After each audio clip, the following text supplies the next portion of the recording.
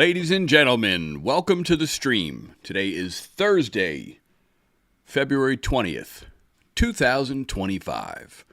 And to start off the stream, I believe Kash Patel was confirmed today as the new FBI director, which is, I think, good news. Maybe you don't think good news. I don't really care. Hey, so tonight we're going to be talking about land navigation, and we're going to be doing, I can't call it a sneak peek because the film has been out since 2016, but a lot of you may not have seen it. So we're going to play the first chapter of our film, Survival Land Navigation, which is packed with quite a bit of information. We're not going to play the entire film because if you want the entire film, you'll have to either become a subscriber on our website, where you have access to all of our films as online streaming, or you'll have to buy it in USB format. I don't think we have DVDs in stock right now. We're looking into doing something a little bit different. Anyway, I hope I set this up correctly. I'm not going to do the screen share like I did last time. And I'm going to do a flash of it real quick just to make sure it's working. I should be able to click a button, and then it starts. I'm going to restart it after, but let me know in the chat if you hear the sound. Let it play for a few seconds, then I'm going to put it back to where it started again. I just want to make sure you guys can hear it. All right, I'm back. Buzzard Commander, welcome to the stream. All right, just want to make sure you guys heard the audio from that video clip that I just showed very briefly before I start playing it and then turn my mic off. I suppose I could have turned on my phone and listened to it to make sure. Anybody in the chat? Let me know if you heard the audio. I'll put it on again. You should be able to hear that, but I just want to make sure.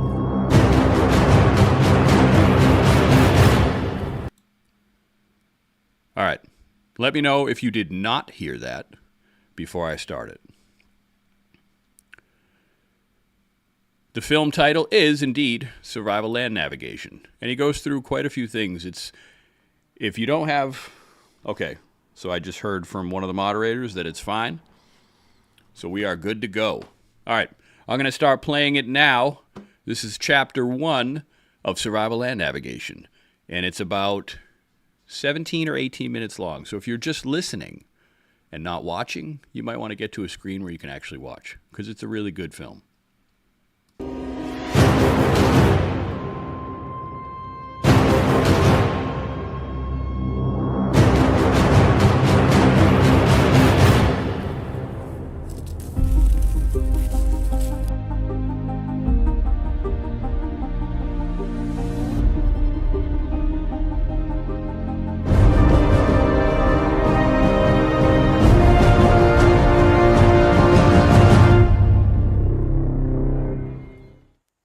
Hey guys, Top Albritton here with the guys from the Survival Summit. We're going to learn about land navigation. As a young soldier in the Army, that's one of the first things that I learned. After 20 years, I think I did a good job learning what I needed to know. I also had the privilege of teaching thousands of soldiers, setting up land navigation course and navigating through many terrains and environments. As a matter of fact, today, in my civilian job in the agricultural industry, I work with maps and use land navigation on a daily basis. So the first question that comes up is, why land navigation? Well, that's a good question, and we're going to answer that during this training course. So think about this. We've got iPhones, Google, GPSs. We got a lot of things that'll take us right wherever we need to go. Why do we need to know about manual land navigation? Important distinction, manual. We're going to back this down to compass, maps, terrain, and things of that nature, and we're going to throw all those electronic devices out the window, because when they don't work anymore, you need to still know how to get around on this big blue marble we call Earth. Why? Well, there's a lot of reasons. It can be fun, or it could be necessary. And here's what I mean. Fishing, camping, hiking, different sports of all types, getting to those spots out in the middle of nowhere and getting back home safely. Even better, natural disasters, where the grid goes down, things happen, you need to be able to find your way around without other navigational devices, and you can rely on manual navigation to get you there. Collapse scenarios, off-grid work, caching, geocaching, these are all things that manual navigation can do for you. So stick with us, you're going to learn a lot. Hang on, we're taking the ride.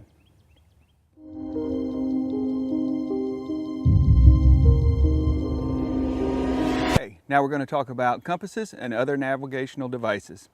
Just kidding, we're not using this anymore. So now we're just going to talk about compasses. Let's walk through a few of them. I just picked up this little ditty at my local retail store. It's better than nothing, but it's about as close to nothing as you can get as a compass. It does tell direction in a very general sense, has a thermometer on back, and has a nice little magnifying device. Now normally when you see a magnifying device built into some type of compass, it's to read a map or be able to read something on a map to find better direction. In this case, I like it for that, but I also like it for the fact that you could start a fire in a survival situation if you had to with this magnification device. So buy one, stick it in your glove box, $5 your local retail market, you got something to work with. Now this little ditty, I also picked up at my local retail market. It was only about $5. It does have some features I like, but there's one thing that really bugged me. While I was out messing around with it, I found the needle sticking a lot, unreliable, and when you're navigating, you can't risk unreliability. You get what you pay for. And since I don't want this falling into anyone's hands and ending up navigating somewhere they don't want to go, we're going to eliminate the problem.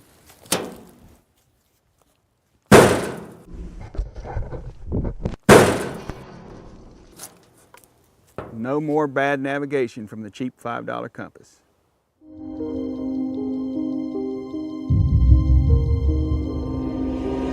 Another compass here made by Suunto. They're a manufacturer out of Finland. This is a quality scout type compass. In this particular sportsman's compass, pretty good compass all in all. Nice sturdy base plate. It also has a very nice, easy to turn bevel with 360 degrees, as you might see here, to set for your direction of travel. Also has an indexing line below this clear bevel so that you can always index properly to the while spinning the ring. Of course, you got the magnetic red-tipped north-seeking arrow. This always needs to be working properly in order for you to navigate properly. Further inside the ring, you will see some lines that help you associate the grid lines on a map to the grid lines on your compass when you're lining your compass up on the map. As you can see inside the capsule, it's clear. Within the bottom of the capsule, there are some red numbers. That's to adjust the magnetic declination as it relates to the ground of your compass. And the nice part about it is you can actually see through that all the way through. Those lines inside the capsule as well are there so that you can line those up properly on your map. If we were to pick a heading and we wanted to go east, the north-seeking arrow has an alignment register that's also clear through the compass that assists you when you're traveling in the actual direction of travel. All in all, nice features, very easy to use sport compass. So you can buy this little ditty from a lot of online retailers. You can buy it from the Suunto website, you can buy it from Amazon. Look it up. They have a large variety of more expensive compasses and some that might even be a little less expensive, but this is a good, moderately priced compass.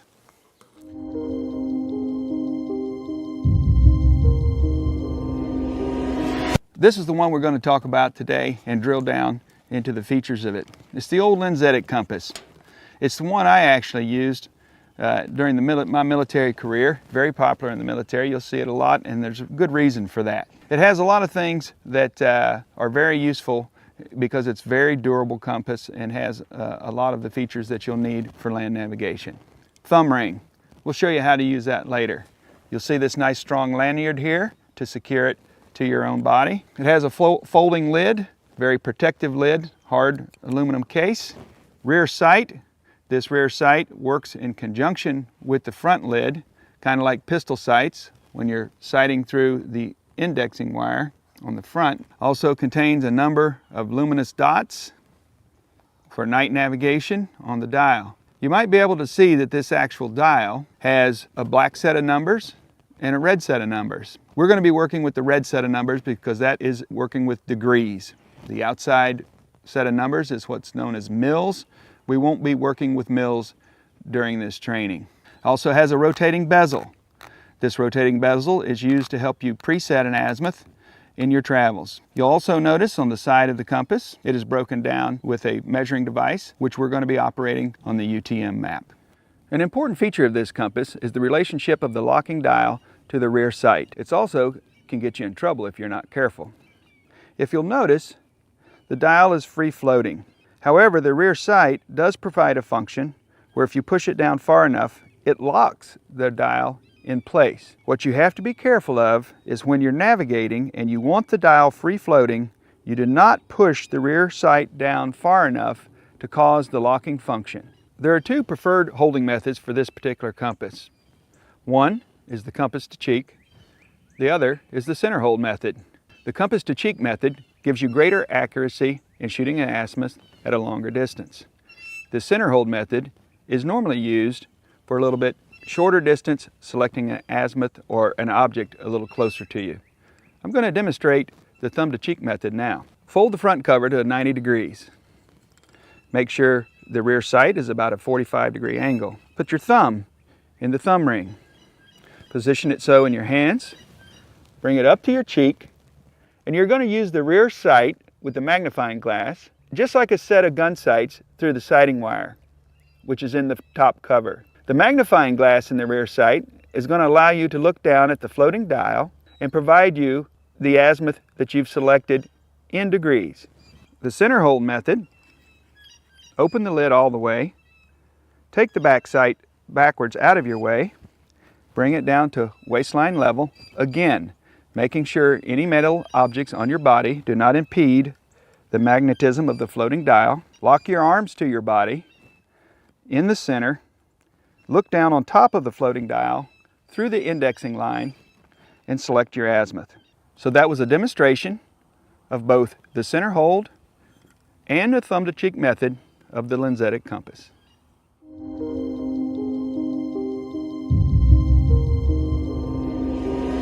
You're not always going to have a compass. There are ways to find general direction, north, south, east, and west. This is one such method. Basically, it's kind of like a sundial. We're going to put a long stick of any type. Nothing special about this. No type of special equipment needed. Grab a stick, stick it in the ground. Wherever it makes a shadow, put your first stick at the tip of that shadow. Then we'll come back later over time to place the second stick.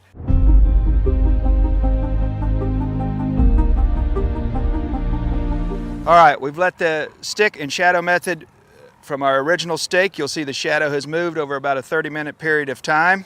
I'm going to mark the tip of that second shadow where it ends. Make sure you put your left foot on that stake, your right foot on this stake, and if you do that, you're then facing directly north.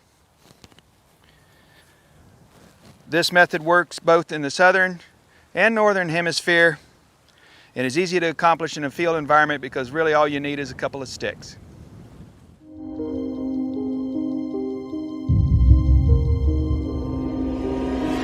So as we continue to show you different methods of how to navigate without a compass, we're going to show you one more method that's pretty common on how to determine where north is. This is known as the watch method. Basically what you do is you're going to set your watch on the ground, put a small stick in the ground, put noon with a shadow of the stick over the noon of your watch, the high noon. You're going to take your hour hand and split the difference. You'll notice this says 3:30.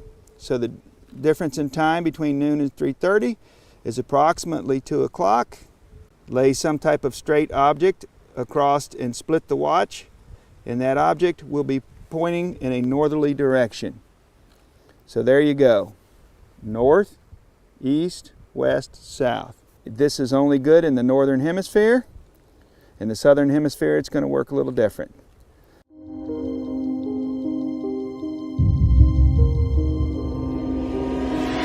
So once again, you never know when you're going to find yourself in a situation where you may not have a compass, but you need to know some general directions. I'm going to show you how to use this rusty old sewing needle a simple leaf and a small body of water to help you out with that.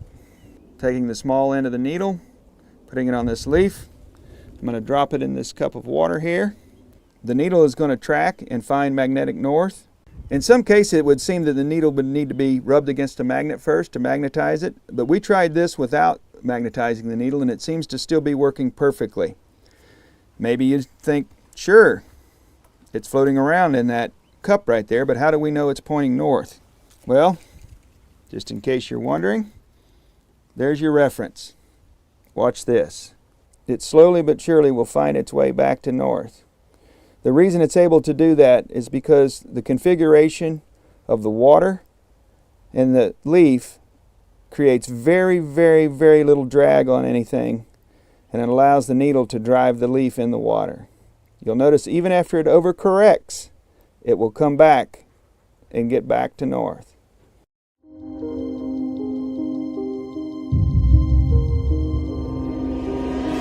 Hey guys, some very important aspects of using any compass is what is your surroundings. And what I mean by that is, do you have any metal around you? Compasses obviously work off of magnetism. So, what does that mean?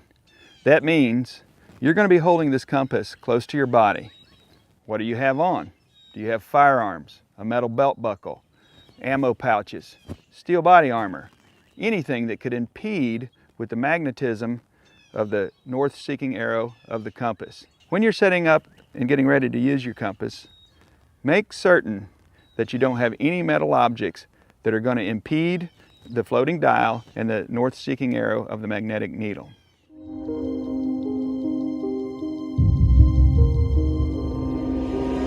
You heard me talk about azimuth. What does that mean? Very simply, an azimuth is a bearing, a direction that you're going to select with your compass or use your compass to find. There's a couple important points and notes that we ought to make about that. Left-handers tend to veer left and right-handers tend to veer right when they're traveling on an azimuth. It's always important to make sure to correct yourself on that. One of the corrections, particularly in a wooded area where this happens a lot, right-hander may want to constantly travel to the right of trees as you move through the forest. If this happens, you'll find that you're way off your azimuth at the end of it. The correction for that is, as you're moving through a heavily wooded area, as you approach a tree that's in your azimuth, go around it to the left. If you approach the next tree in your azimuth, go around it to the right, so on and so forth, and this will balance out your corrections and keep you on that azimuth in a wooded area.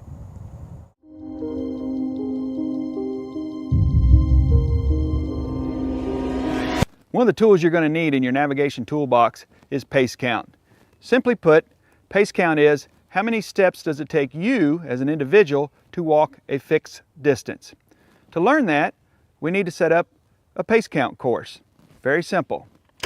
Get a measuring device, measure off 100 meters, walk that 100 meters both down and back, counting every time your left foot hits the ground. Say it takes you 62 paces to go down and 60 paces to come back. Split that in half, your pace count is 61. When you apply that over navigation for a long distance of travel, you have to keep track of where you're at because you're only going to count 100 meters at a time. You might notice I got these, what we call ranger beads commonly. While navigating, once I came up on my first 100 meters, I would slide one of these lower beads up to mark 100 meters. Every subsequent 100 meters, I would slide another up till I got to 1,000 meters, at which time I would slide a top bead up to indicate 1,000 meters, slide the rest back down, start again. Alternate methods to this. Maybe you don't have a set of ranger beads. Well, realistically, if you just have some type of string or cordage, you can quickly build a makeshift or field expedient counter. You noticed I marked the shorter cord with black tape. So I would connect this in lieu of my ranger beads, and every time I went 100 meters, I would simply tie a knot to represent 100 meters. Once I got to 9 knots, my next 100 meters, I would put a knot in my shorter to indicate 1,000 meters, untie all the knots for 100 meters. If you really don't have anything around but rocks, we can use those too. So, How does that work? Great question. The rocks would be used the same as the beads on the indicator. So what do you got to do to get it right? First of all, clear everything out of your front 2 pockets. Empty all your personal goods into your back pockets, your cargo pockets, or your side pockets. Put a handful of rocks in your right pocket. Whenever you get to 100 meters, move 1 rock from your right pocket into your left pocket. Continue traveling. Every time you come to 100 meters, move 1 rock from your right pocket into your left pocket. When it's time to figure out how far you've actually traveled, you simply reach into that pocket, pull out the rocks, count them, and that's how many hundreds of meters you've actually traveled. There are many variables to your pace count that you need to take into consideration and learn. Rough terrain, wooded areas, snow, a lot of different things. Weight, for example, that you're carrying in a backpack. Night time, your pace count will always be shorter. So you should also practice your establishing pace count in those environments to know what kind of adjustments you need to make to your pace count for the type of terrain you're operating in. It caught me off guard because I didn't realize it was already over on the first chapter. Whoops. All right. Wow, that was 18 minutes. I guess it went by faster than I thought. Michael Richards says he's owned the DVD in DVD format since it was first released and probably the best he's seen on land navigation. Yeah, it's older, but it really is a great course. There's at least, I want to say, 5 or 6 more chapters in that film. And if you're looking for that film, I can actually put the link to that film in the comments. Just give me a second. You would think I would already have this ready, but I do not. So right now we have this film available in not DVD format at the moment. We're trying to get a lot of those on the TikTok shop because, believe it or not, DVDs are still popular. I didn't even know everyone still owned a DVD player, but apparently it's a thing. So we are going to try to get them on the TikTok shop through a different company. Practical Survival is trying to do that for us. They sell a ton of water filters on TikTok, and they've been very, very successful on there. So we sent most of our DVDs that we had left out to their affiliates. All right, this link is now in the comments. If you're looking for the Survival Land Navigation film, you can get it either in online streaming format or you can get it on a USB thumb drive. You can also become a subscriber, and you can get access to all of our training films at 1 monthly cost. And if you do that, let me get my button ready. If you do become a subscriber, even if you only do it for a month, for $19.95 for the first month, you'll get this book, our new book, Pace Planning, Your Guide to Emergency Preparedness and Bug Out Strategies, for free. So even if you sign up and you cram, I say this all the time, and you cram as many films as you can into that first month and get your free book, even in the first day after you sign up, you can click cancel, and it won't cancel till that 30 days is up. So you'll still have 30 days to watch as many training films as you want, and you'll get the book. And I'm never going to look to say, oh, somebody canceled the day after and they're only going to stick with the month. I'm not going to send them the book. We're not going to do that. We're going to send you the book no matter what. You can also do it by the year. I don't remember offhand what it is for the year. It's definitely a much less expensive than if you paid $19.95 a month for the whole year. What we found is a lot of people that are members or subscribers typically stick around for longer because they probably don't have time to cram in all the films. There's probably 40 hours of instructional films as part of our subscription, and then there is another 30 or so hours with some of the older webinars, and there's a ton of information. But one of the biggest benefits that people really like isn't just the films that you get access to in the training. It's 15% off of all gear on the website automatically. So once you become a subscriber, after you've checked out and you've completed that, if you go back in, make sure you're logged in. And as soon as you're logged in, you'll see the prices are slashed 15% automatically. You don't have to use coupon codes. You don't have to do anything like that. So I'm going to put that link in there just in case anybody wants to become a subscriber and get the book for free. And usually, if I'm home, it'll get shipped Well, I'm usually only home on the weekend, so you'd have to probably order it Friday for me to ship it on Saturday. Otherwise, it'll ship on Monday.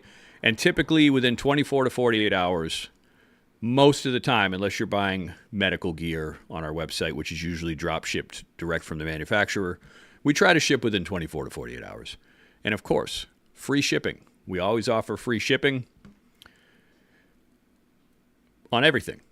So those two links are in the comments section of Facebook, X, YouTube, and Twitch, if anybody happens to be interested. I do have some newer, non-marked up maps, basically topographical maps, or what you would call topo maps. And I got some for a couple different cities, or, well, more like towns, so that the next time we stream, if I get them in time, we're going to kind of look at some street maps versus topo maps, the UTM grid lines and stuff like that. I am by no means a land navigation expert, not even remotely close. And who knows, maybe we'll watch a little bit more of survival land navigation. Although I don't want to give away the films completely. I think I might actually play one of the chapters from the film I made with E.J. Snyder from Naked and Afraid, Ultimate Bug-In and Home Defense.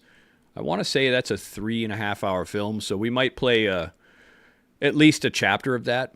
I might start doing that in some of the live streams just to kind of show people the level of some of the training that you can get. Even the older films, they're still really, really high quality. Some of our older films are from 2015, 2016, 2017. The one with EJ is only from a couple years ago, so it's newer. I definitely think it's worth it to show you guys some of that stuff that we do have to offer. And your best bet, honestly, is to become a subscriber, because $19.95 a month, you'll have access to every film that's available on there currently. The one film that we came out with a few years back, Daleen Washington says, something happened, you got cut off. Are you guys still able to hear me? I want to make sure it's not something on my end.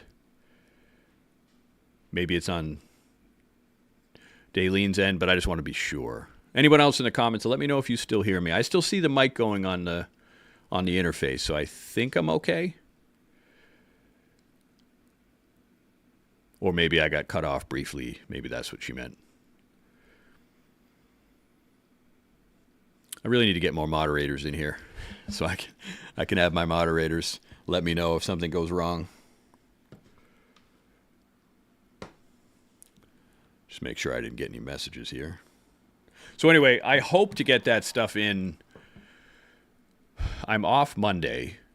I'll be going to the rodeo with my son on Sunday, and then I'm taking Monday off, so I won't be back up to northern Vermont until Tuesday. And I think those topo maps are coming on Monday.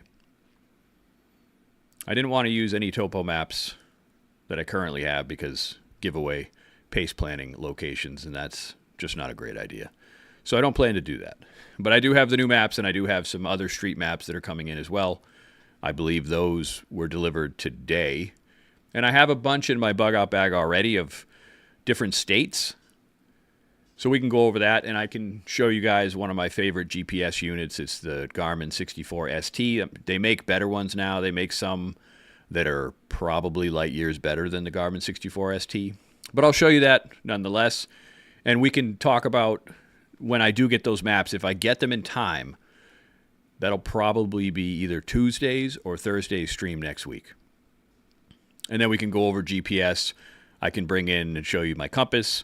I have one of the Suunto MC2 compasses, which is sort of similar to that Lensatic compass that he showed, but it's not. I think the one he was using was the Kamanga, I believe. I'm almost positive that's what it was. That compass it can be a little bit expensive. I think it's $100 or so. I think the Suunto MC2, which is the one we carry on our site, is maybe $75 or $80, but it's very similar, same type of features that Kamanga had. And it's a really, really nice compass. And remember, if you get topo maps, the best place that I think to get them is mytopo.com. You can get them for an entire town. You can also get them custom. You can get them smaller. And you can get them to very specific areas to wherever you need them, which typically would be based on your pace plan. So your primary, your alternate, your contingency, and your emergency. And it's a really good way to even scout a different area that you might want to be one of your cache locations. And you can get a smaller topo map and you can mark your cache location. But remember, as we talked about before, if you're going to mark a cache location on an actual map, you want to use the pace-off method. You don't want people to find your map and know exactly where your cache is. So if you pick a spot on your map, a landmark, whatever it may be, you'll travel, let's say, 50 meters north, 50 meters west, or 50 meters south, 50 meters east. Just go in two different directions in an L shape and always have the same pace off. So if you're going 50 meters or 50 feet, whatever it is, north, and then 50 feet east, after you hit that L, that's where your cache is. And you're the only one that's going to know that. You don't want to write that on your map. So that way, if someone does find your map, they're not going to find your cache location because it's going to be basically at least 50 yards in a different direction. They're going to have to go 50 yards north, 50 yards east, and that's where the cache will be. That's typically how you'd want to make sure. But you don't want to switch up your pace count, your pace-off count, unless you have a really good memory. If you do one cache at 50 and 50 and you do another one at 75 and 50, whatever it is, you may not remember and you'll be digging for a very long time if you had an underground cache versus a cache somewhere else. Some people like to use small storage units for a cache, especially in the winter if you don't want to try to break ground in the winter, because sometimes in certain areas like up here, the frost can get, 4 or 5 feet deep in a lot of areas. And you're not going to want to dig for a cache with even a couple feet of frost. It's going to be like trying to dig through concrete. Sure, you could set a fire exactly over your cache location, and you could let that fire just keep going, and it'll thaw out a lot of the ground. But it would take a lot for you to get 2 to 3 feet down in the frost. Now, if you use some kind of a PVC tube for your cache, and you set your cache not that deep, you also need to be careful if you're doing it in a place like where I am in northern Vermont or in the Northeast where the frost can go 3 or 4 feet, because that frost can actually drive your PVC tube out of the ground. So you might think, hey, you know what? I'll bury my PVC tube like 6 to 12 inches so the opening is right at the ground. You need to be careful because, again, the frost can push that up, can damage your cache, so you need to watch out for that. If it's in the middle of winter, you may want to consider alternate cache methods besides burying them in the ground. You could put them in abandoned buildings as long as you know that it's not somewhere people frequent and you still want to hide it there. It would be more expensive if you're going to use smaller self-storage units or things like that, but you can do it if you don't mind spending the money doing it. I remember we put a short clip from that first chapter that was, I don't remember when we put it out, but we got a lot of people that just refused to believe that the shadow stick method could be done in both hemispheres. Now, one thing you have to remember about the shadow stick method, and I don't know if he talked about it in another chapter or not, but you need to, during, I want to say it's the summer and the winter equinoxes, if I'm thinking about this correctly, there's a little bit more of an arc. So during certain equinoxes, and you can look this up, the arc is going to be a little bit longer. So instead of doing a half an hour with the shadow stick, you may want to do a few hours. You may want to do longer time, because that slight arc will still give you the direction you need. But if you do it at too short of a time, it may make your northern direction not quite exactly north. So you need to be a little bit careful with that. But it does work in both hemispheres, so you don't need to worry about that. If you happen to be in the southern hemisphere, you can still do the shadow stick method. I think we must have gotten multiple dozens of comments where people were arguing that fact, saying that it doesn't work the same in the southern hemisphere. The watch compass does not work the same in the southern hemisphere, but the shadow stick method does. I thought I put a blog out on that, but I don't think so. I think it was just a video that there were a ton of different comments back and forth on. But that video was probably put out quite a long time ago. Also, if you guys have not yet joined our Discord channel, I'm going to open that up and I'm going to put the link in the chat. I think we have, let's see, we have at least 100 or a little bit over 100 people, I believe, in the Discord channel. And we're in there, doing a little bit of chatting here and there. No one's really went into the voice chat yet, and one of the reasons is because for the last couple weeks since we really restarted the Discord channel, I had the main general voice channel not set so that people as standard members could even see it or get into it. And I don't know how that happened, but I fixed that the other day, so it should be all set. So if someone was trying to get into voice to talk to someone else or talk to each other, I apologize. I royally screwed that up. All right, I'm going to pull this link. I always remember I have to turn off streamer mode when I open Discord because it doesn't like to show it. All right, the Discord link is now in the comments. When you get in there and you join, it'll ask you to go to the rules section and put agreed. And then once one of the moderators, and I think there's 6 or 7 moderators in there besides myself, once they see that you've agreed to the rules, they will change your status from unverified to standard member. And if any moderator is listening and you don't know exactly how to do that, just ask me. You can DM me in Discord. Also, if you guys don't want to shoot an email, if you have questions about either one of our products or one of our films or something survival in general, you can also find us on Discord. So you'd want to hit @ and then the screen name, so @Survival Summit. And if you type in @ and you start typing survival, it should come up, and then you just click it. You don't want to just put in a question somewhere if it's specifically for someone. Like EJ Snyder is in there. You can put it in general chat, or you can go to EJ's channel. His channel's called EJ Snyder Naked and Afraid. Or if you're looking to talk about overlanding, off-road vehicles, bug-out vehicles with Nino418, you can @ him, and you can do that in his overlanding channel as well. But if you make sure that you tag us, because we may not see it otherwise. Sometimes there can be a lot of stuff flying around in Discord, and we're not always reading everything in Discord, so you definitely want to tag who you have a question for. It's much easier. That way we're guaranteed to see it. Be a little bit hesitant about adding everyone. You can hit @everyone, and it'll basically tag everyone in Discord. I wouldn't recommend that you do that unless it's something very, very important. I'll do that all the time if I want you guys in Discord to see something specifically. But I wouldn't recommend that standard members do it all the time. Again, unless it's something very important.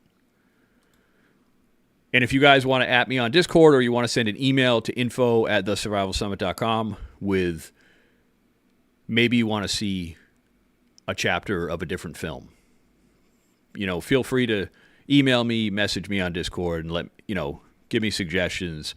If there's something specific that you'd like to see, we can probably do that during the stream. I don't think I'm going to stream that long tonight. I think I only slept for like 3.5 hours last night. And tomorrow I have to work all day, and then I have to drive 5 hours back home. So I'm probably going to... I say I'm going to try to go to bed early, and I really am, but I don't know if that's going to happen. But I definitely need some sleep. I need to catch up on some sleep. Anybody have any questions about land navigation? 100% I would check out that film. It's a really excellent film, and you'll learn a lot more. He does a really nice chapter where he basically has a sand table where he kind of brings to life the contours of a map on an actual scaled model. And he explains a lot of things with the sand table. And it's just it's a really, really good instructional film, as are pretty much all of our instructional films. I say pretty much, I do mean all of them. I don't think we have one that's complete garbage. And if we did, I wouldn't say which one it was, because I don't want to piss off any of the instructors. I don't want to try to rank our films from like best to worst, because somebody may be watching that was one of the instructors in the films, and they might be like, hey, well, why'd you list me as like number 9? Why am I not like number 4 or whatever? Hello, Julia Pierce. Welcome to the stream. All right, so those links, the links for our films, the link for our subscriptions, and the link to Discord, which Discord is free, of course. Oh, and don't forget, I am going to put the link into the giveaway. The giveaway is going until March 24th, just after midnight Eastern Standard Time. And I sent out an email to some of the initial people that signed up for the giveaway. But if you signed up in the middle of the day, you probably didn't get the email, because I haven't added you to the email list quite yet. But the giveaway is actually going to be we're going to be adding a few Faraday EMP bags to the giveaway. And I'm going to do that in a video. I'm going to update the added gear because I still have all the gear laid out at home unless my wife moved it all. I hope she didn't. I hope she left it there. If not, I'm going to have to put it all back out. Anyway, if she did move it, hopefully she put it in one box because that's all the stuff that's going to be given away. But I'll show you guys the Faraday and the EMP bags in a video at some point this weekend as an update. And then the following week, we'll probably add another cool product to the giveaway. We're probably going to add something every week until the giveaway ends on March 24th. All right, the link is going in the comments right now. And I'm probably going to try to send an update once a week to everybody who signed up for the giveaway. Just remember, don't unsubscribe from the email. I'm not going to send you regular emails during the giveaway. You're not, well, I wouldn't say I wouldn't completely, but I don't foresee myself doing that in the next month. But if you unsubscribe and you happen to be the winner on March 24th, I'm not going to be able to get a hold of you because you would have unsubscribed from the email. And then the prize would probably have to go to someone else. So I only plan to send you an email once a week with updates of what we're adding to the giveaway, or could be something completely random. Maybe it's a blog, but I probably won't put one out before the giveaway ends. David Forteza, question. With the potential of Starlink linking up with Apple, would that be dependable with current apps, land topo? I'm just concerned, depending on equipment, which was for cell phone. All right, hold on. I got to make sure I understand that question.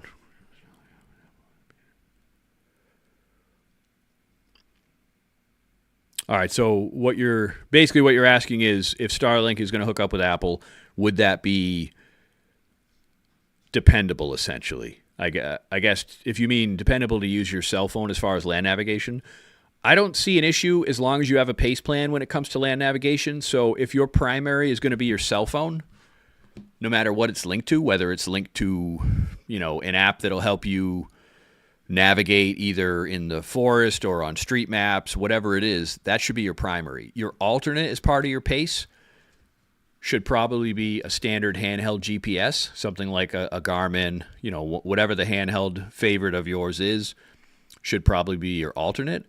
And your contingency should be a compass and a topo map. You definitely should have a compass no matter what. You should also have pace speeds, things like that. And then your emergency, that really depends on your skill level. Can you draw your own maps? Can you figure out how to navigate by the stars? Whatever your emergency plan is in your pace plan is really going to depend on your skill level, how much training you have, how proficient you are with that. There's a lot of variables when it comes to that. But I would say if let's say Starlink links up with Apple and they come out with this really cool app on your phone, check that app compared to a handheld GPS. Check that app compared to your compass and do some testing to see how accurate it actually is. David Forteza says cell phone as reliable as a straight GPS. I mean, it's possible. If they're going to be connected with satellites, they may come out with some really amazing products. Really amazing products. There may be, just think about, even without Starlink, think about how accurate navigation is with your cell phone just with regular street maps. I haven't looked, but there's got to be other navigation apps I don't know if there's topo maps on a cell phone. I don't know if there's an app for that. There probably is. I don't know how good they might be. But I would always be willing to use something on my phone that's connected to satellites as long as I know it's accurate and that it's working well. Like when you use your navigation on your phone, even if you're walking, like in a city, they're pretty accurate. And you'll know if they're not accurate because you'll look at your phone and say, I'm not on that street. This thing doesn't even know where I am. They're accurate to within a small amount of meters. But I would still have a handheld GPS. Your alternate could be a handheld GPS. You could have two alternates. You may have, on my bug out bag, I have regular handheld GPS, the Garmin 64 ST, and I also have one of I think it's called the Forerunner, like a wrist-mounted GPS that you can also do waypoints. And I keep extra batteries for that as well. And then contingency is, of course, map and a compass, things like that. And then you have to start using primitive methods if you happen to lose. Well, if you have to do that, that means your entire pace plan basically went to crap, or maybe you lost all your gear. And then all of a sudden you have to start doing the shadow stick method. But if you're doing the shadow stick method and you don't have topo maps anymore, I don't know how much good it's really going to do you unless you know your azimuth already. So unless you know that where you are to that azimuth to get you to that landmark, if you know it's due north and you know exactly where it is, then a compass will help you. But if you have a compass and no map, if you don't know what's north, south, east, and west, I'm not really sure exactly how that's going to help you. You might think, well, I'm in the middle of nowhere. If I go south, eventually I'll hit a bigger city. You know how long that could take depending on where you are? It's just not a good, reliable method. It's not a good, reliable way to go about it. And some of the GPSs, like the Garmin 64ST, and I think they have a 66 and a 67, which have an incredible battery life. They're really expensive. I haven't upgraded. I still love the 64ST, so I probably won't. But they also have bird's eye view, which is giving you a satellite image looking down at where you're going. So if you're looking for a water source, I think I turned off that feature where my thing will zoom. I turned it off because it was getting annoying. So I'm glad it didn't happen.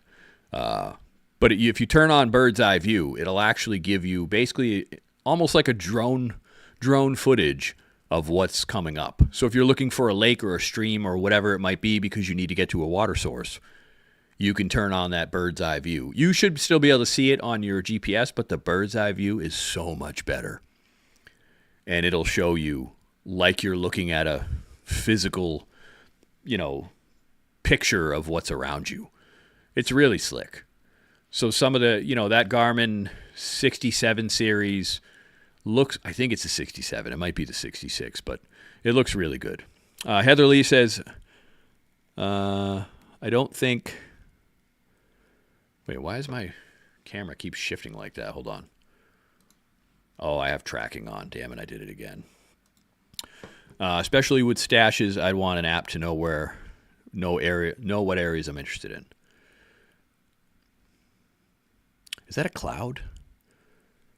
I don't know what that. In your message, Heather, it says, I don't think, and then it looks like a picture of a cloud, especially with stashes. Stashes, I'm assuming you mean caches, like stashing your gear.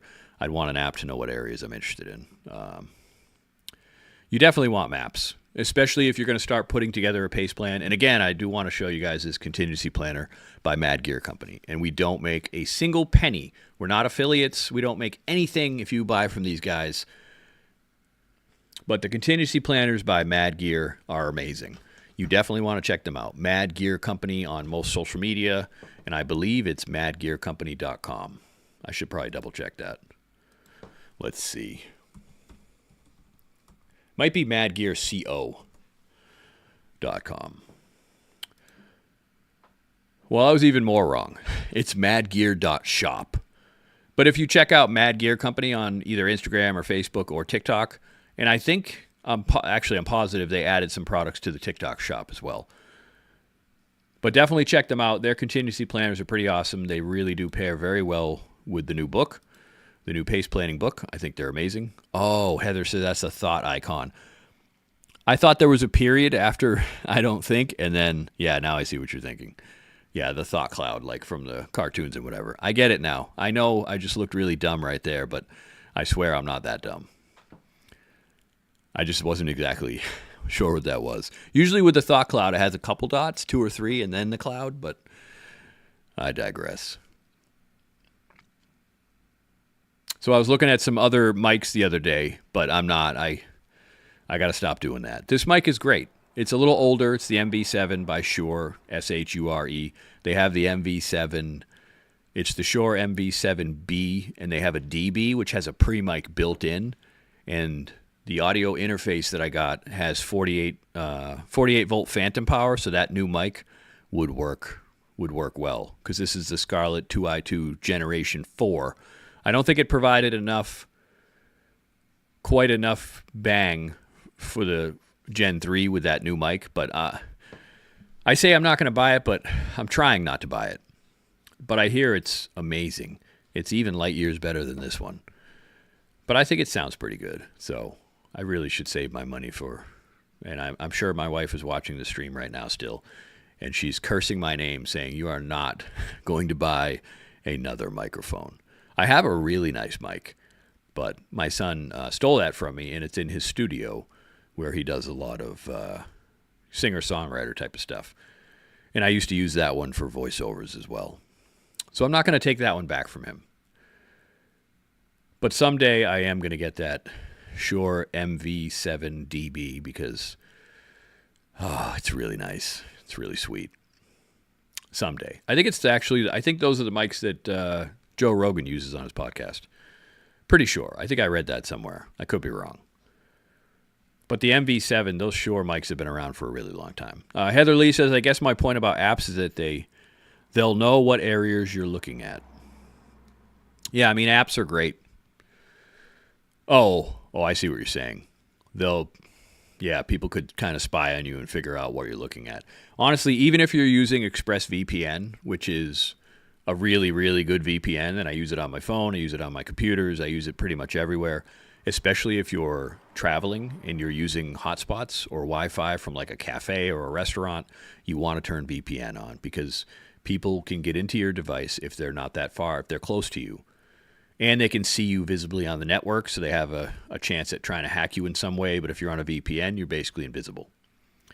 But I say that, but even with a VPN on, you can use, if you use apps like to track where your children are or where people in your family are at any given time, that VPN doesn't shut that down. That VPN doesn't stop that app from being able to access your location. That still works, which means you can still be tracked. The government or whoever can still track where you are based on your phone. They can also track you based on cell phone triangulation. Yeah, so my wife put in the chat, no more mics. All right, fine. I like this mic, so I'm going to keep this mic. Maybe someday. We'll talk about it. Maybe. Anyway, you can still be tracked versus triangulation. So if you ever watched the film that we had, Survival, Escape, and Evasion, they talk about the break phone method. So the break phone method is where you take a burner phone, and you take the burner phone, if you really want to do it properly, you buy 3 burner phones, and you take the first burner phone, and that's your main phone. You take the second burner phone, and you take your third burner phone and give it to the contact that you want to have it. So your second burner phone, you're essentially going to set up call forwarding in that second burner phone. So when you call that second phone, it's going to automatically call the third phone. After you set that up and make sure that it works, you're going to destroy that second phone. Throw it in the ocean, throw it in the bottom of a lake, smash it into little itty bitty pieces, get rid of it. So that way it's harder for you to be tracked if, for whatever reason, someone's tracking you. And if you get a fourth phone, your other person can do the same and communicate back with you in a much more secure way. But again, they can still use cell phone triangulation if they happen to intercept your call and they try to, because even if they trace that call to that broken forwarded phone, they could still triangulate the original. It's harder and it's much more difficult. So unless you're like some kind of weird super criminal, they're never going to do that. But, you never know. So that's a decent way to do it.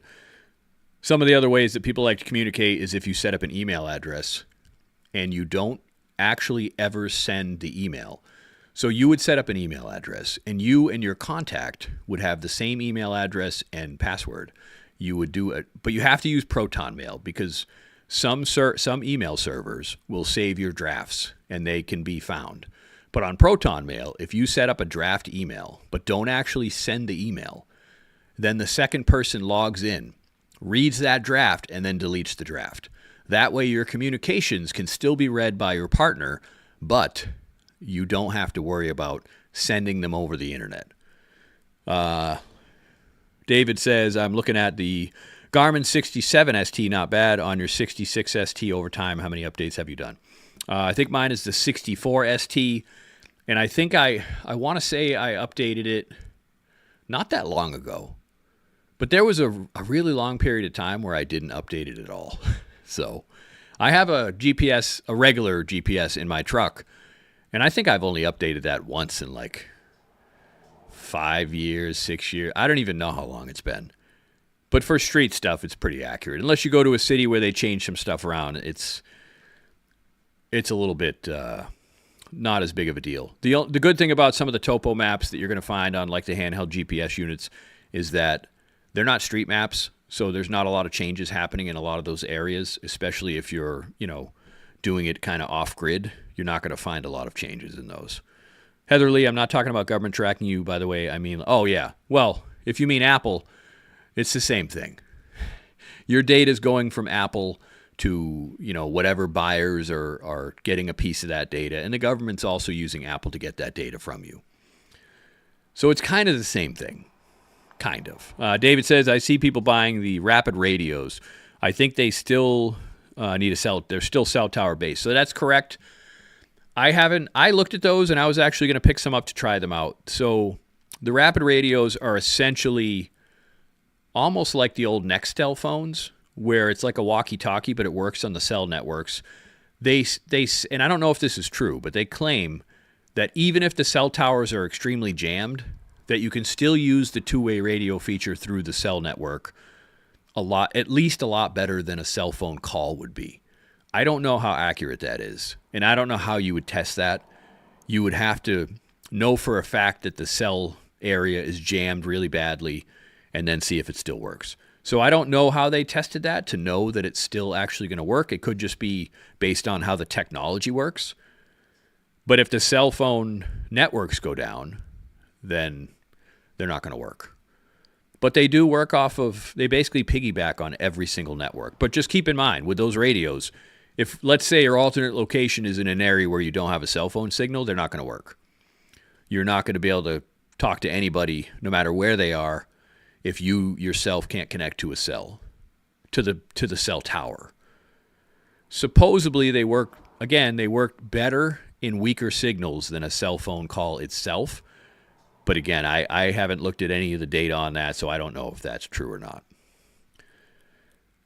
And I don't know how much extensive testing they've done. I'd be curious to know how much testing they've done on that to know for sure, depending on the situation. But having said that, a lot of people, I've seen some comments online where people are like, the rapid radio, it's basically a cell phone. If the cell tower goes down, it's worthless. Well, they're not thinking about pace planning, because maybe your primary is either your cell phone or your landline, if you're a million years old and still have a landline, or a landline at a business, which everyone still has, of course. So that's going to be your primary. Maybe your alternate is not a satellite phone.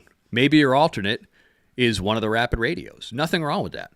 And your contingency could be a satellite. You could have a second contingency that's another regular two-way radio. You could have a third contingency that's ham radio. Or that could be your emergency plan, depending on what your emergency pace plan is for communications. So I think the rapid radios, if you're willing to spend the money on them, and they will indeed work even slightly better than cell phones off of any cell phone network, that could be a great addition to your pace plan, in my opinion, if they work well. I've seen some reviews that people like them, but I've never really looked far enough to know, how well they actually work in, let's say you have one bar that's off and on and you can't make a normal call or send a normal text message. I'd be really curious to know if it is easier to use that rapid radio to send, like a Nextel, to send just regular, like a walkie-talkie conversation with somebody. I'd be curious to know how well that works in some of the areas. Maybe if I get those someday, I can try it up here in Vermont where I don't get a cell signal until I get a mile or two from the rental. And if I can go outside of the house where there's zero cell signal and that thing works, I'll definitely be impressed. Maybe a better idea would be not for me to buy them, but for me to get a hold of rapid radios and tell them that I want to review them. And they'll probably just send me the radios for free. Then I can show them to you guys. We can test them. We can check them out, and I can really put them through the ringer and see how good they are in really crappy areas. That might be easier. And they'll get, some free press out of it for me making the video, assuming that the radios don't suck, because I don't think they're going to want me to make a video if the radios suck, but I probably still would. And then they'd be mad at me, but I wouldn't care. It's really about trying to figure out the products that work well and trying to get that information to you guys. That's just the way it is. Like I still have a link in my bio for My Patriot Supply where I'm an affiliate, but I haven't made any videos. I haven't done anything like that. And I actually talked to one of their sister companies the other day, and they offered, well, I'm not going to say what they offered, but they offered to make a different type of a deal for me to make a video about the product. But I emailed them back today and I said, hey, you know what? I'm really a big fan of My Patriot Supply, and if the sister company is basically using some of the same stuff and you guys are basically the same company, I don't want to take any money, and I don't even want to be an affiliate. Maybe just send me some samples of the food, and if I really like it and I think it's great stuff, I'll probably make more than one video because I want people to know the stuff that's good and the stuff that is high quality and that it's a good bang for the buck, especially if it tastes good. Then I don't feel so bad about, doing it just to make money. I would rather do it just to get that information out to you guys. Now, having said that, I am taking commissions on certain things like Jace Medical, things like that. We do some affiliate stuff. And occasionally we have TikTok videos where we have a link to another product where we do make a small commission. I'd be kind of an idiot not to do that. But I'm not going to do that with everything. I'm not going to go crazy and do all these crazy affiliate deals. Just like hamradioprep.com. They offered an affiliate setup, but I said no. But I'm still going to talk about your service because I actually think it's awesome. And I think the training and all of the courses that get people ready to get their ham licenses are awesome. So if you go to hamradioprep.com, I think there's a link in the bio, and I want to say my coupon code is survival, and I think you get 10% off of the training. I really need to be better prepared and keep like a notebook, but I'm almost positive that the coupon code it's either survival or it's TSS. One of those two will work. But again, we're not affiliates. We don't make money. We don't make a penny if you do anything with them at hamradioprep.com. Because again, I don't want to just push everything to try to make money. I mean, hell, Survival Summit's been around for 10 years. We talked about products for at least the first 7 years, and we didn't even sell products. We had no affiliate deals. We did it because we want people to be prepared. We want people to have the stuff that's quality. So I'm trying to be a little more even-keeled, where, like, if I find a cool product, I won't take any type of commission because I still want you guys to know about it. So I am going to reach out to Rapid Radios, maybe even tonight, send them an email and say, hey, my audience, is curious about your radios. I'd like to test them out. Can make a video, blah, blah, blah. And more than likely, they'll probably send me some, but you never know. I guess we'll find out. I think we have about 680,000 followers across all social media, so it shouldn't be very difficult for them to send the radios. But we'll find out. And if there's any other products that you guys are curious about that maybe you've heard good things about, but you're not 100% sure, let me know. And even if somebody doesn't send them, I might just buy them and do a video on them and test them out and see how they are. And why not? I'm always interested in new products, new gear. I really need to get to SHOT Show next year, because SHOT Show is where, normal, if you're not in the industry, you can't go to SHOT Show, which kind of sucks. But if you are in the industry, you can go, and that's where they really show a lot of brand new products that are just coming to the market. And it's it's a huge show, though. It takes forever. You're walking for miles and miles and miles. So I actually forgot what I was talking about. I'm a little spacey tonight. All right, I think I'm going to wrap it up, and I'm going to reach out to Rapid Radio, and I'm going to see what they might have to say. Heather Lee says she's also interested in Rapid Radios. I see them on Facebook all the time. I know they're putting a ton of advertising into it, and I'm in the perfect spot where I am, where I know all the perfect areas where either the cell phone signal is completely dead within a mile radius or it's 1 bar. Like this whole trip, I could test that radio for an entire 5-hour drive, and I know every area where the signal drops off. I know every area, but I think they may be onto something with the rapid radio, because there's plenty of times where I'm in an area where it's 1 bar, or maybe it's almost no bars, or it's flipping from 0 bars to 1 bar, and I can't make a call, but I can still listen to Spotify, or I can still sometimes see social media. So occasionally you're still connected to the network, but you're not connected well enough to make an actual phone call and stay connected. So if their claims are correct, which they probably are, I'd like to test them and see how good. Like, if I lose signal and I'm within 500 yards of where the signal lost, will it still work? And if I'm half a mile or 3/4 or a full mile and the signal is completely dead for that whole mile, will I still be able to use it just for that type of communication? That's what I'd really love to know. Because if that's true, then I think the rapid radios would make an amazing, amazing addition to a PACE plan. I don't think they should replace your primary, of course. They shouldn't, because your primary is your cell phone. And if you have an alternate, which is a satellite phone, or maybe your alternate and your contingency are a mix of walkie-talkie or ham radio or CB radio or whatever it is, I would just add the rapid radios as an addition, as another way to help you communicate. Because I think they sell them in pairs of 2 or they sell them in 4. And they might even sell them in bigger lots than that, I'm not sure. But those would be great. Maybe there's a storm, maybe the cell towers are spotty, and if you can still talk like the old school Nextels, you're not going to talk all the way across the country to someone on a handheld ham radio. I don't think that's going to happen. You'd need a much more powerful unit with an antenna to reach much further. And even the walkie-talkies with GMRS, if you're not attached to repeaters all the way from your state to the other state, you're still not going to be able to do that. But with the rapid radio, you could do that. And maybe you have to use those till you get to a closer spot within range of GMRS or walkie-talkie or ham radio.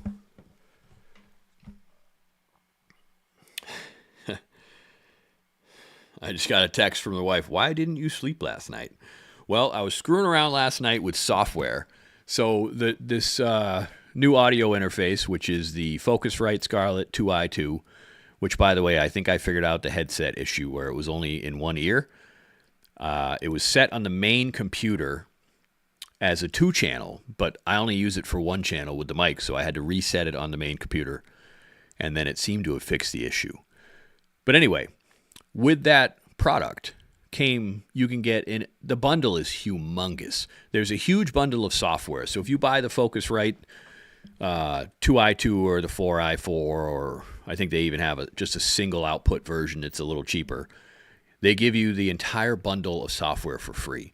And that damn software took so long to download. Because I think I downloaded 5 or 6 parts of it, at least. And then you have to go through iLock. It's really complicated, and then they give you these codes for every single one, and you have to put that in. You have to register. You have to create an account. It's a nightmare, but it's a ton of free software. So I did it, but it just took way, way longer. And then when I finally went to bed, I hate to say it, I was scrolling through TikTok for like 2 hours. And then my son was texting me, and then I think my wife even texted me, so it's weird that she's asking me, because she texted me kind of late. So I didn't get very much sleep. And then when I did finally fall asleep, I think I use a smartwatch that tells me how much sleep I get. And I must have slept for like 2 hours, and then I woke up, and then I had a nicotine pouch, and I was up for like another hour and a half. And then I finally went back to bed, and I didn't realize that an hour after I went back to bed, boom, the alarm was going off. And I was like, no, what am I doing? Why am I not? And I normally sleep through anything, no matter what. I have no issue sleeping most of the time. But for whatever reason, I had a lot going on, and I was very busy. So I didn't want to sleep.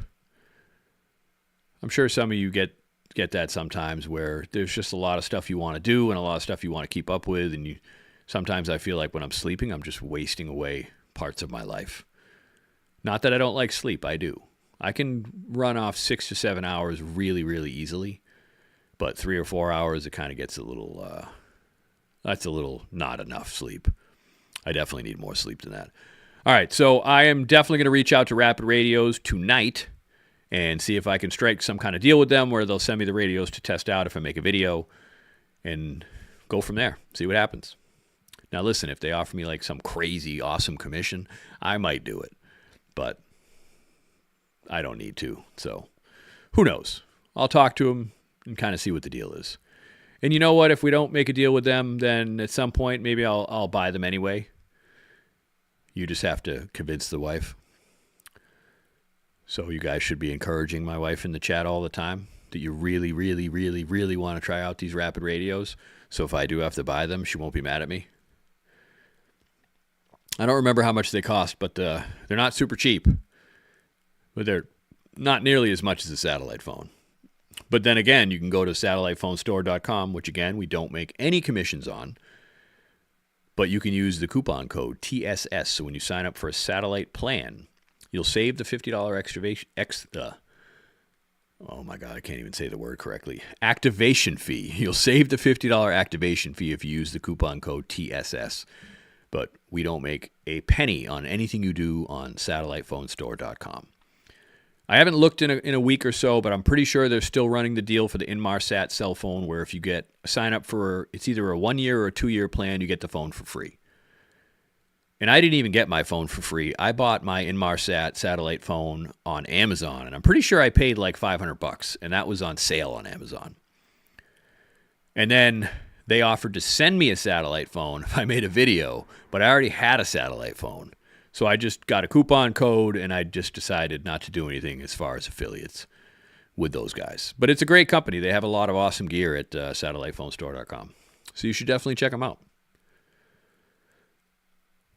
Heather Lee, it shows your sleep pattern. Yeah, my sleep pattern is erratic. Like on the weekends, my wife can attest to this. I don't sleep much when I'm up here out of town. But at home, man, I nap like crazy during the day sometimes. I'll wake up at like 5 o'clock, sometimes 4, sometimes 6, usually around 5, even on the weekends. I'll get up, I'll do a bunch of stuff, and then sometimes I'll take a nap, and then I'll do some stuff. And I might take another nap at noon, just kind of watching golf or whatever I'm watching. It's I nap like an old man on the weekend sometimes.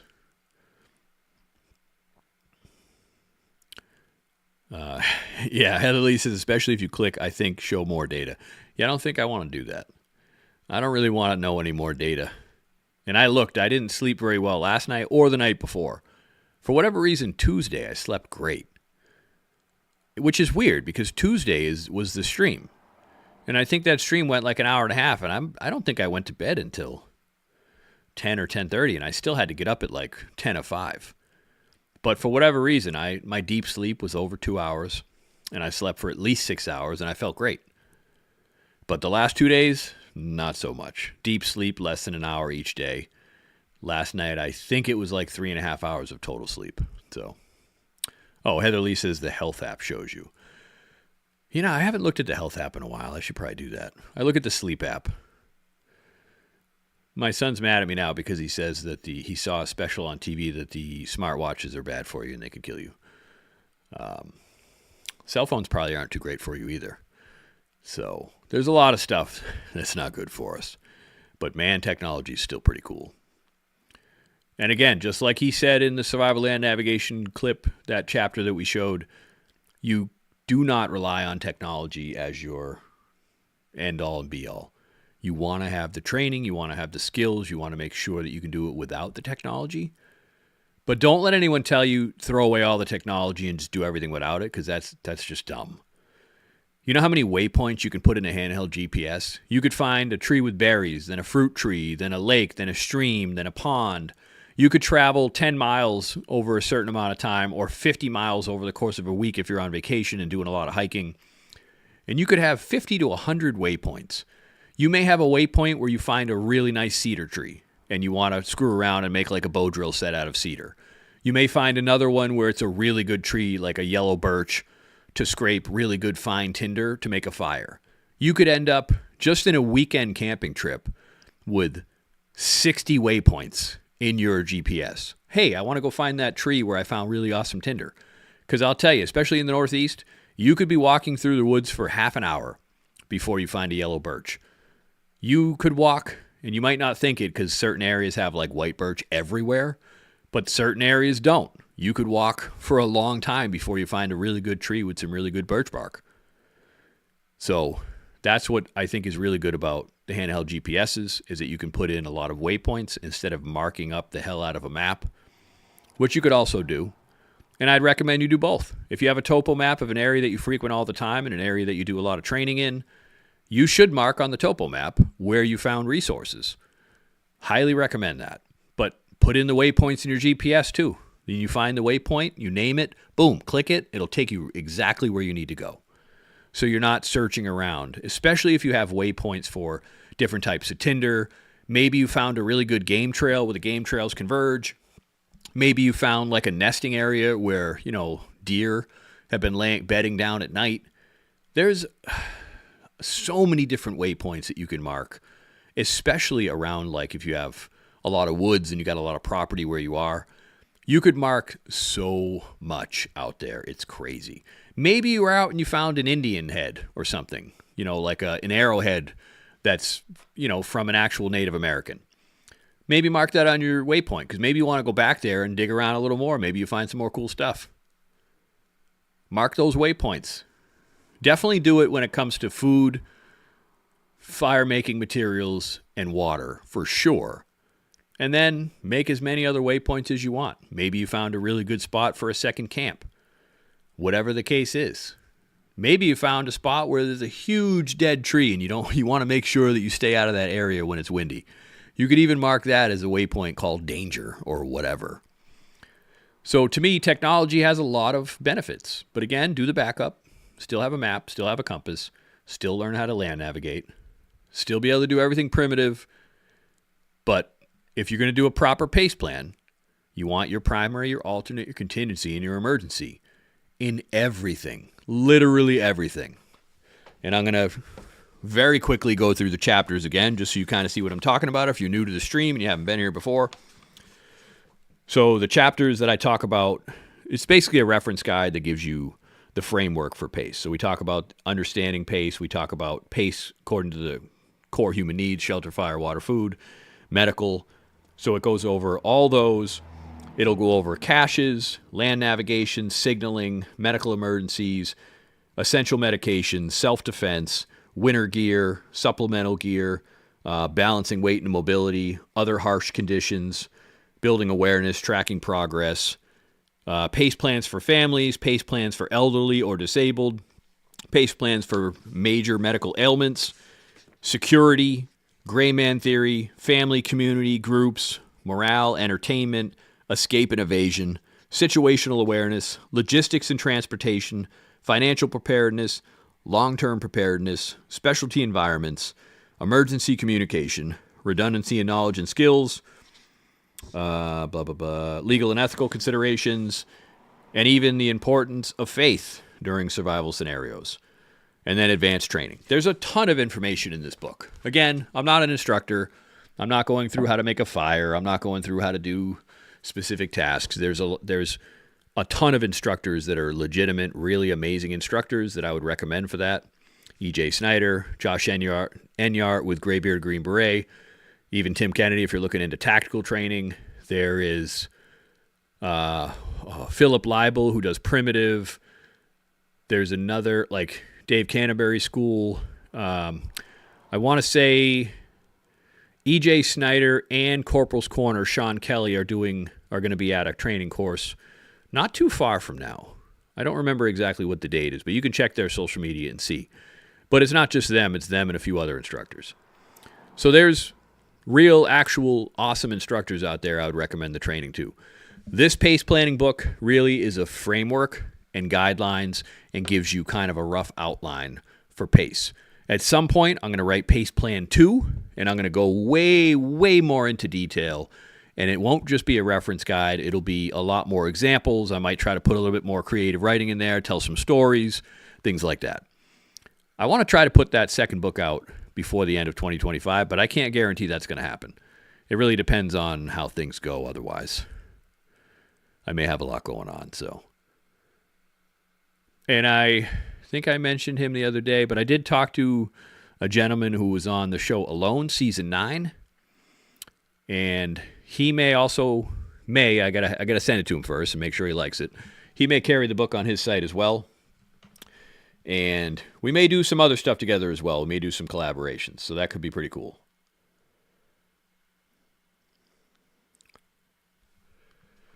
All right. I said I was going to leave probably 20 minutes ago. And here I am still talking to you guys. I enjoy coming in here. All right, so if you're looking for that Discord link, go back up in the chat. If you're looking for how to become a subscriber to watch all of our instructional films for one low monthly cost and get the book for free, I would definitely check out the links that are in the comments on all the platforms, Facebook, YouTube, X, and Twitch. And of course, if you're ever looking for a link, go to the link in our bio on any of our social media channels, and you will see links for pretty much everything. There's a lot of different links listed all the way down on that main link in bio page.